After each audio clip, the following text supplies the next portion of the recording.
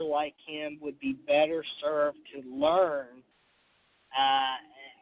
and formulate a plan coming to the end than he would be to try and stay in front of the pack and potentially cause disaster. Well, there's going to be a lot of experience coming up behind him. Kevin Harvick, Ricky Steinhaus Jr., Paul Bernard, Matthew DeBetto, and Martin Truex Jr., former NASCAR champion, all coming up behind him and on his rear. What's the plan that he formulates? Well, he doesn't have too many friends sitting up there. His only friend is sitting right beside him. So if one of them doesn't get in front of the other one and they don't work together, he's going to have a whole lot of trouble coming in the name of Ford and Toyota real quick. As I said, Ford had the top 6 spots in both of their events. So, you've got a whole lot of blue ovals coming behind you real quick. And aside from that, you've got Matt Benedetto, you've got Martin Truex Jr., and a whole fleet of Toyotas, of JGR Toyotas, that are going to be coming with a head of steam. So there's really not a whole lot of friends up there for him. We talked about Bubba Wallace a little bit last week, and certainly Bubba, the son of Darrell Wallace and part of the Wallace family, so certainly has that pedigree going again with him. But I like the progress that Bubba Wallace has made, and he's kind of in the middle of the pack here at Daytona, which is a lot of times where we see some good winners. What do you think about Bubba Wallace there at Daytona and his qualifying in his starting position there at number 13 in the number 43 car?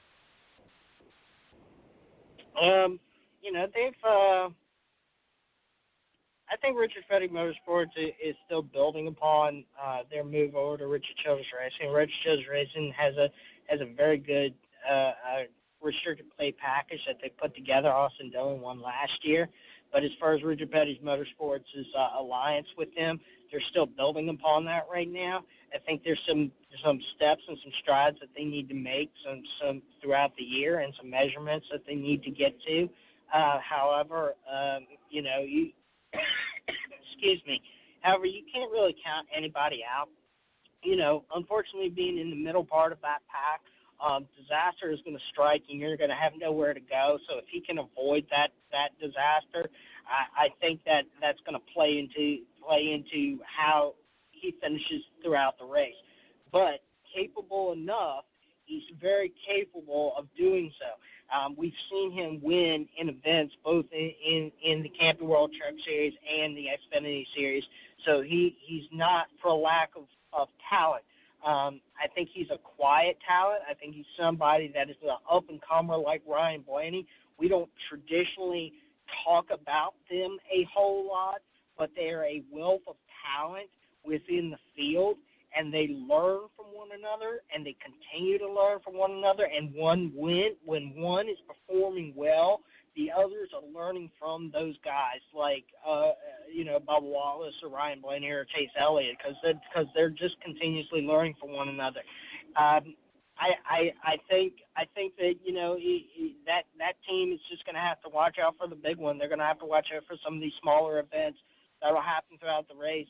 And if they can do so, just like the Truck Series last night, some of these mid-pack teams were able to avoid disaster. They can get a really good finish out of it. And Bubba Wallace Jr., let's go back to 2018 real quick. He finished second in this race last year behind Austin Dillon. So he knows how to get to the front. He knows how to survive these races. He may not go out there and run at the front of the pack for 40 or 50 or 60 laps, but he can sure avoid disaster and come home with a very good finish. Well, let's go on down the pack here. Chris Buescher, Jimmy Johnson, Ryan Newman, Ryan Priest, Daniel Suarez, and Parker Kligerman. Landon Classic and Daniel Hamrick is the next batch of drivers in the starting grid. Suarez has an opportunity right now to move into the Cup Series. He had some of the best equipment in the business over there at JDR. I think some of that was holding him back at the same time. So he has an opportunity at Stewart-Haas Racing to really learn from some people that are willing to help, because Kyle Busch is a driver that, he takes the limelight away sometimes from JGR. Kevin Harvick is not like that over there at Stewart Haas Racing. So he has an opportunity to be on an even playing field with some of the other drivers within that stable. Going back to Daniel Hemrick still has yet to win a National Series event, but he's in the Cup Series. He's a driver that has competed in the championship for the championship last year in 2018 in the Xfinity Series season. But with Ryan Newman leaving out of there, it's an opportunity for him.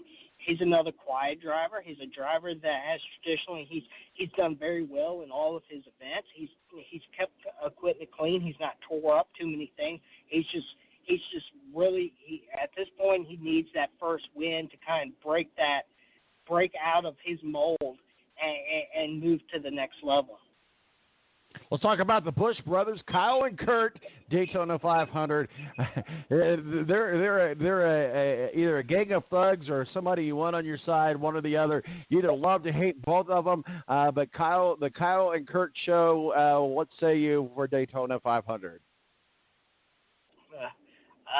Kurt Busch has won this event 2 years ago. He's moving over to a new team.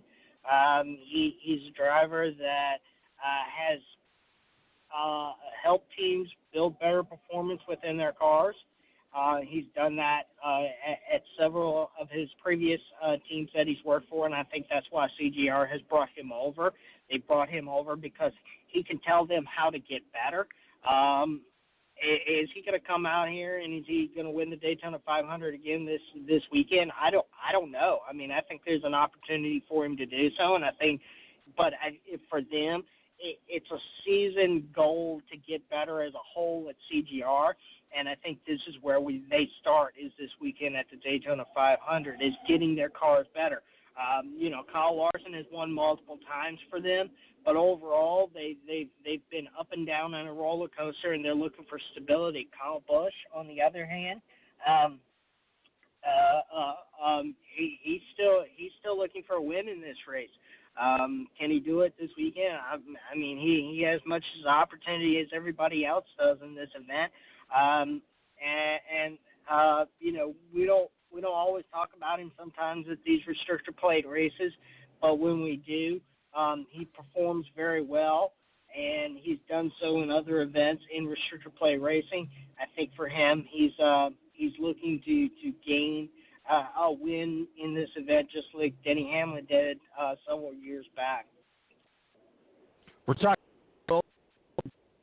Digest calling us from Daytona, Florida. It's Daytona 500 weekend. I know we only got you here for just a few more minutes, but I want to talk about some dark horses. And one of the dark horses that I think a lot of people like, and might really be the true dark horse, if you will, in this race this weekend, and that's Tyler Reddick. What are your thoughts? Well, Tyler isn't scheduled to be in this car all year long. He's going to be running the Xfinity Series, but this was an opportunity for Richard Childress Racing to put another driver and field another driver in this event, with a hope of probably expanding that team at some point again in the future away from the two cars that they currently have. Tyler is a driver that needs to gain some experience. Don't go ahead and look for him to go out and set the world on fire, but look for him to be steady throughout the race. Look for him to be contending for positions throughout the race. And, if he can play his cards right, he may end up with a decent finish in the day. And I think that the learning process for him will be those first 100, 150 laps or so, and then we could see where he is at the end.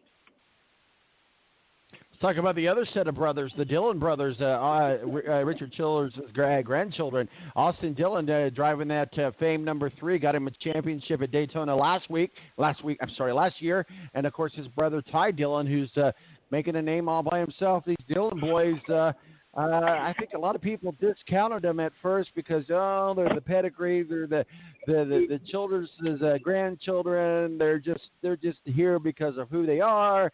They really haven't earned the right. But I think at least with Austin, Tyler has certainly proved his wealth in the Xfinity. I think that the haters or the naysayers are proven wrong that these guys, yes, they have the pedigree, yes, they have the name and the backing, but I think even if they didn't have had that, both of these brothers could be successful drivers in NASCAR without the help of Richard Childress. Yeah, I think they could too. I mean, Austin Dillon has won the championship in the Truck Series and the Xfinity Series all by himself. Of course, yeah, sure, there's some help there with Richard Childress Racing, but he's a champion in both of those series. He's somebody that you got to look at, and you know he's a champion. He's a Daytona 500 champion. At the same right. They're very talented drivers. I think Ty is still, as the younger brother, still learning some of this. I think Austin has developed more over time. He's had more time to develop, and I think that shows that within both the championships that he won in Trucks and Xfinity. But Ty, I think, has been on a more progressive ascension to the Cup Series, which hasn't given him the time to develop. Does he have the talent? Yes, I think he has the talent. I just think that it just needs to be more developed. And you know, Germain Racing, which has the affiliation with RCR, they're working out of the RCR shops. I think long term, if he stays in this sport, I think that he's going to be able to develop over time. But you know, anything that you do in this sport sometimes isn't very quick. Real quickly, one other driver I want to talk about, and we'll get into some just miscellaneous stuff before we let you go. We appreciate you joining us from Daytona, Florida. Michael McDowell had a good, steady, solid career. Didn't really light the world on fire, but I feel, and I think a lot of experts think the same thing, that Michael McDowell,